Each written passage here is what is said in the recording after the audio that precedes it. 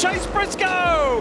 Briscoe's spectacular pass for the lead was only part of the story. We'll break it all down next. One lap at the Darlington Raceway to determine it. Everything on the line.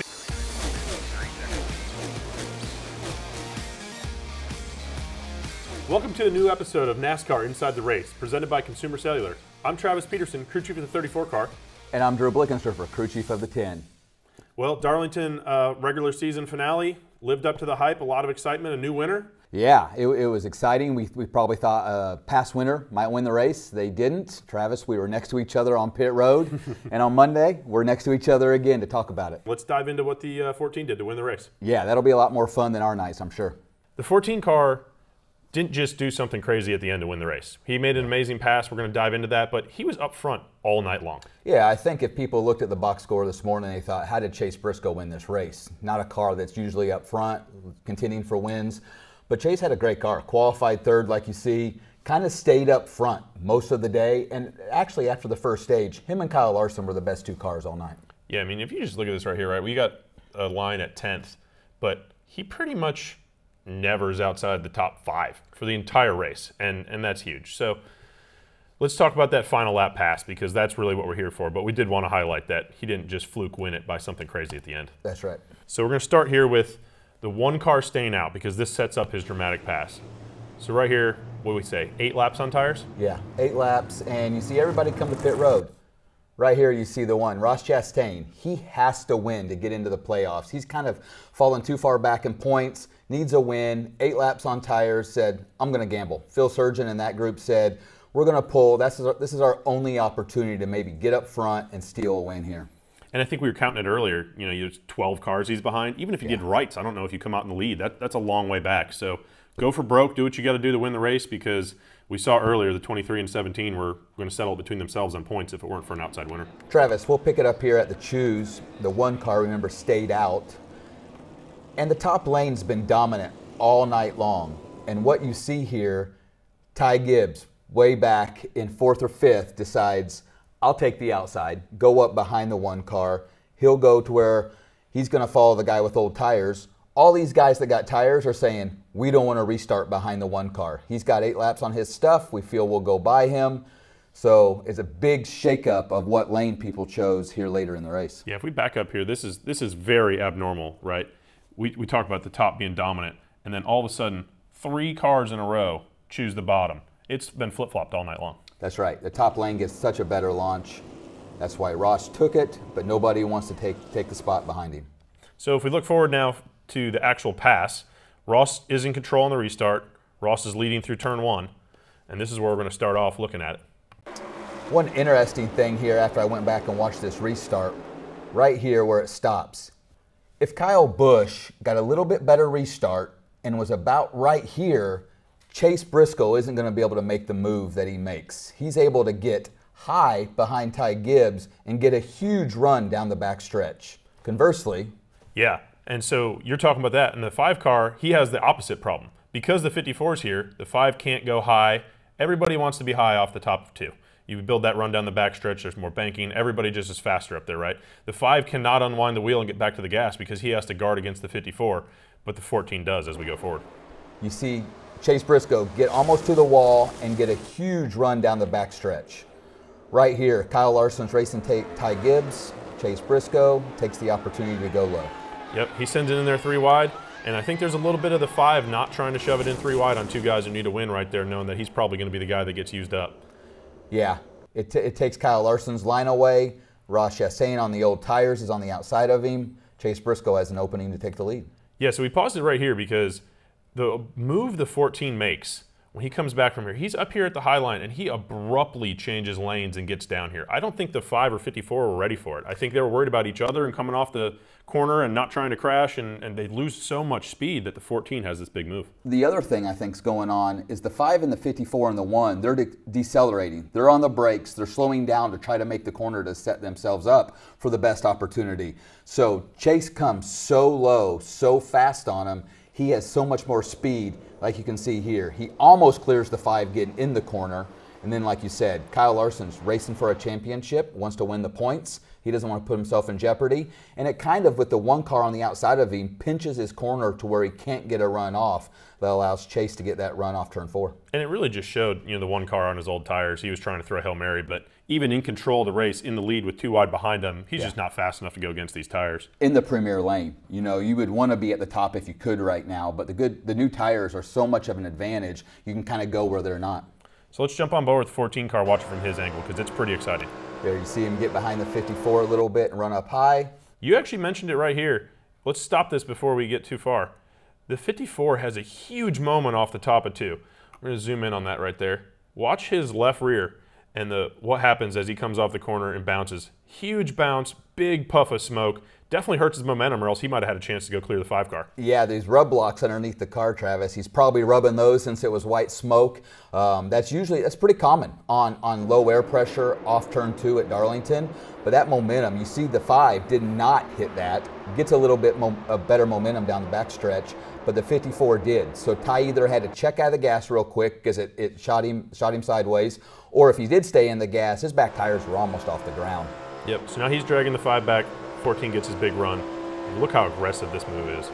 Almost clips the 5's bumper, gets down in there, and now he's in clean air at the front. He can see that checkered flag. He's going for it. Yeah, those new tires are being used at the bottom, clearing the 1 car, and he sets himself up for the checkered flag.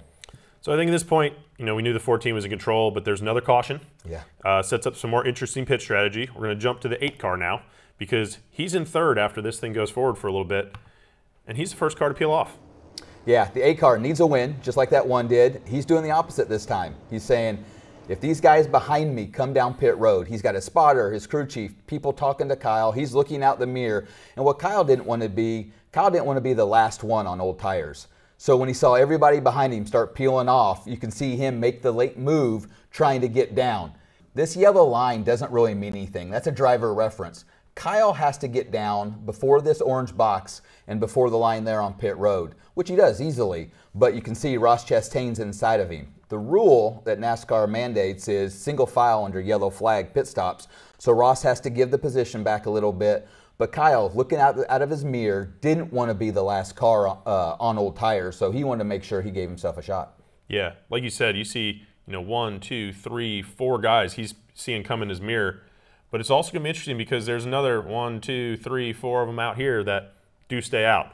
The big thing is that, like you said, the 1 had to fall in line. The 8 is now coming down in the lead. He's going to come off the first guy on tires, and that's the spot you want to be. That's right, which is going to set him up for the last restart. So before we get into that last restart, we're going to jump into the 8's day, because really we didn't think he was a huge factor throughout the race. You can see here the 5 and 14, they're up front all day, just like we talked about.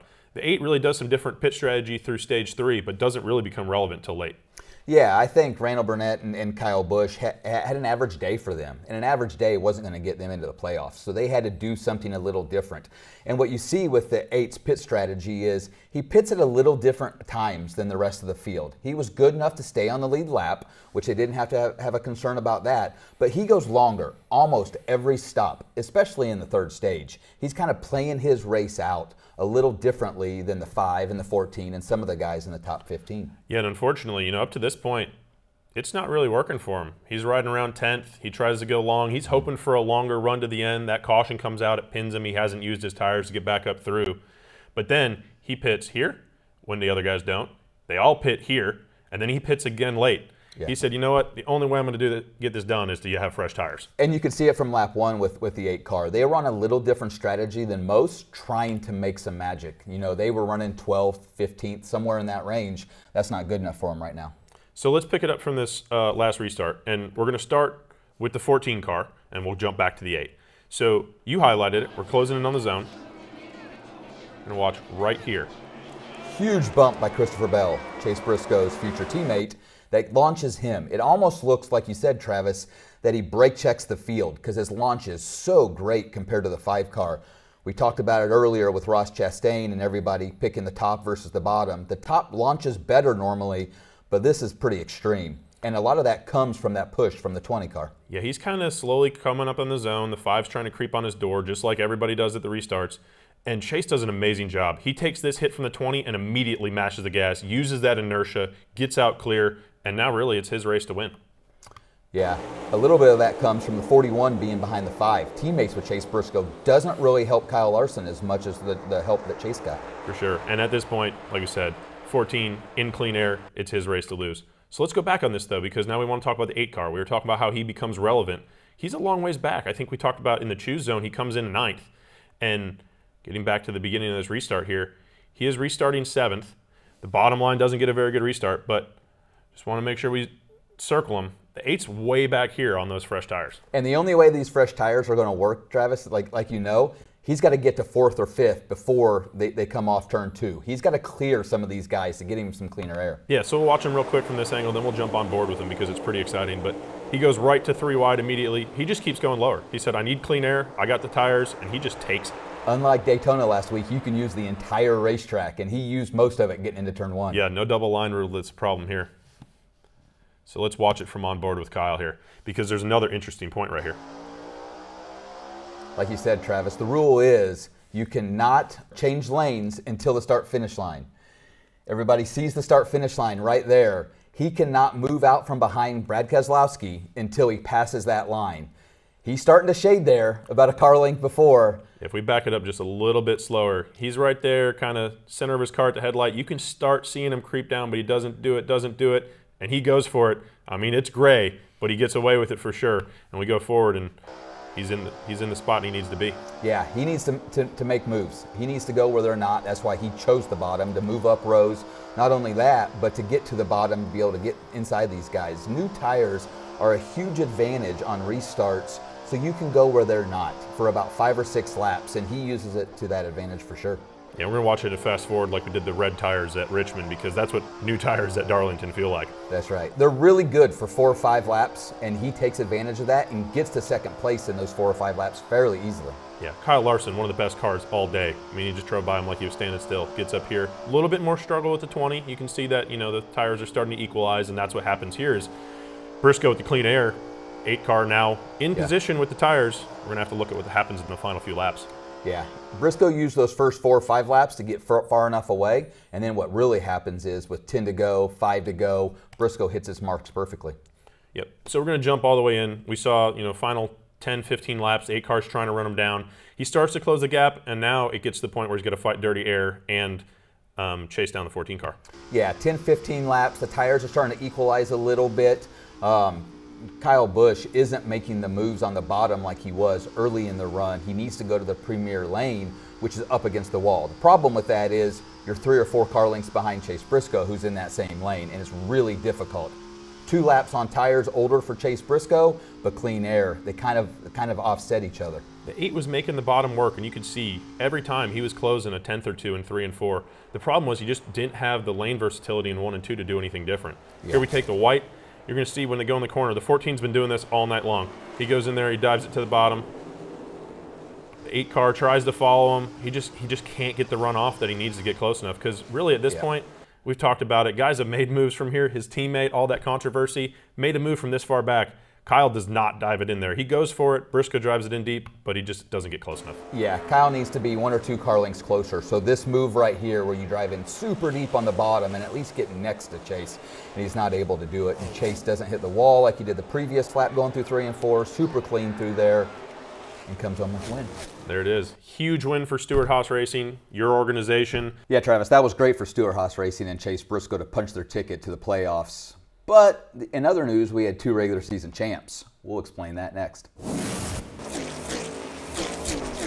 So Travis, we know Darlington's super demanding for 500 miles on a healthy driver. Tyler Reddick, on the other hand, had a stomach bug. Not only did he fight through that, 500 miles at Darlington, he also had to fight off Kyle Larson to win the regular season championship. Yeah, and it was settled by 1 point, so everything mattered. That's the thing we're highlighting right here.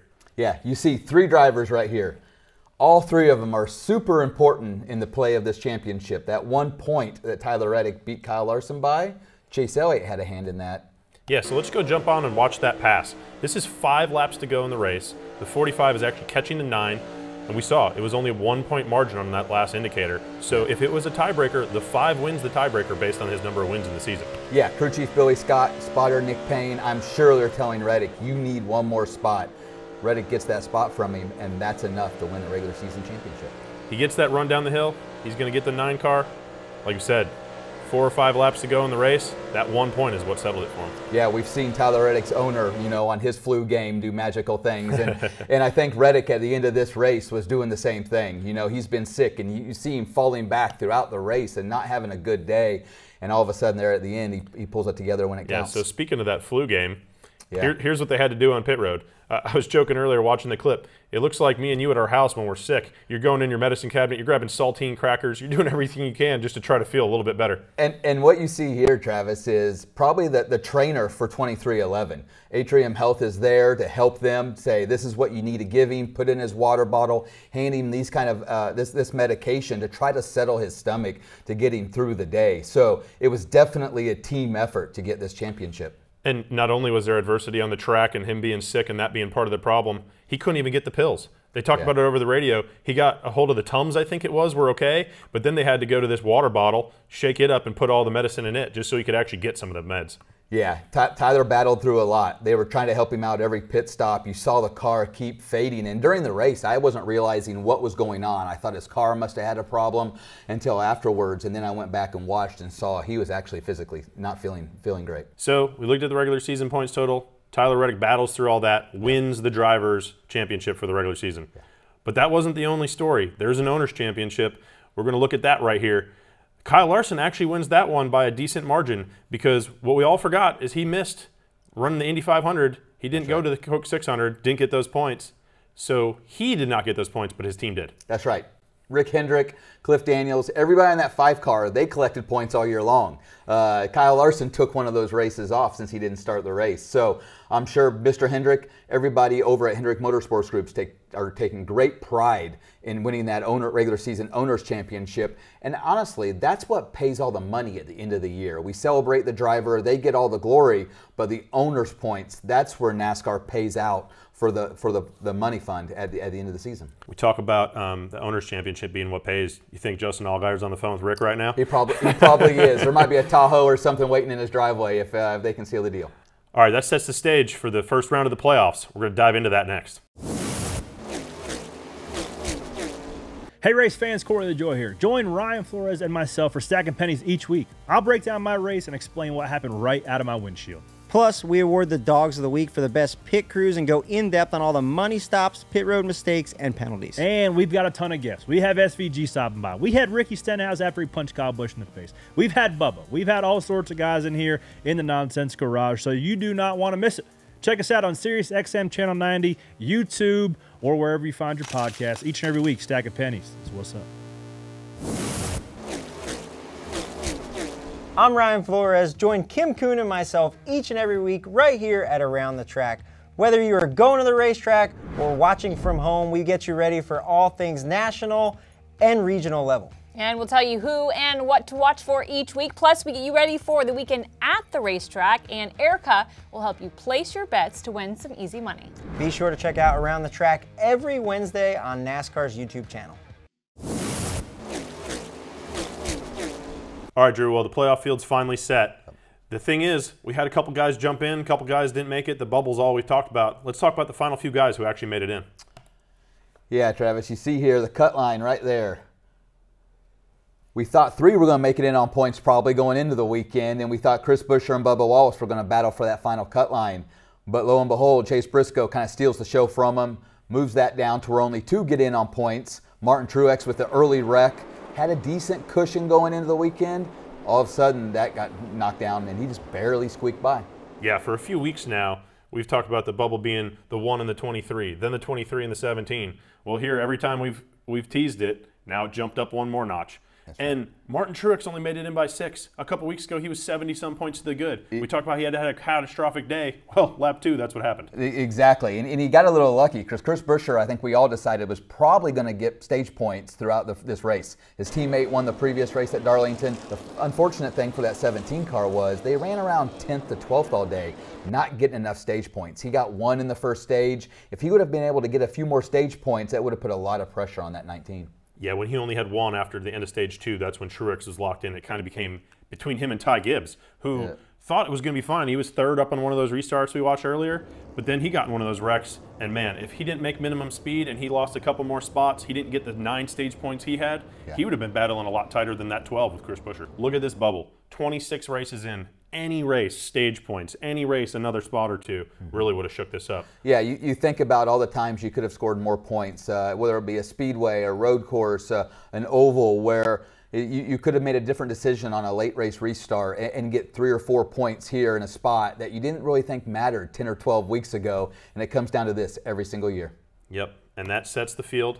So this is what we're looking at right here. We got the whole field for the playoffs, where they're reset, and man, we got the bubble again. 3-way tie at all zeros right there. That's right. You know what I think is really interesting is we kind of thought miracle man here, Harrison Burton.